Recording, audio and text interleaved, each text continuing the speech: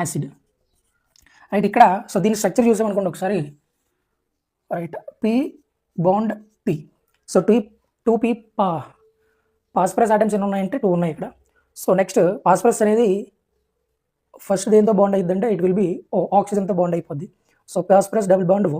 Next ఏంటంటే అంటే hydrogen ఫాస్ఫరస్తో బాండ్ అవుద్ది along with oxygen. So OH అనేది ఇక్కడ బాండ్ అయిపోయింది.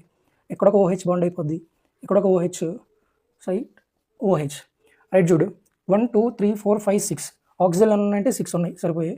ఫాస్ఫరస్ 2 ఉన్నాయి, సరిపోయాయి. హైడ్రోజన్ 4, 1 2 3 4. రైట్ రైట్, ఇది స్ట్రక్చర్. ఇది ఏంటంటే H4P2O6 హైపోఫాస్ఫోరిక్ యాసిడ్ అంటాం. అండ్ క్వశ్చన్ ఏమడుతున్నాడంటే asking P double bond O and P bond P ఎన్ని ఉన్నాయో కావాలి మనకి. P డబుల్ బాండ్ O ఇక్కడ చూడు, P డబుల్ బాండ్ O ఇది ఒకటి and this is 2. So 2 P double bond ఓలు ఉన్నాయి. ఇంకా P బాండ్ P. సో ఇక్కడ ఫాస్ఫరస్ బాండ్ ఎంత ఉందంటే ఒకటే ఉన్నాయి.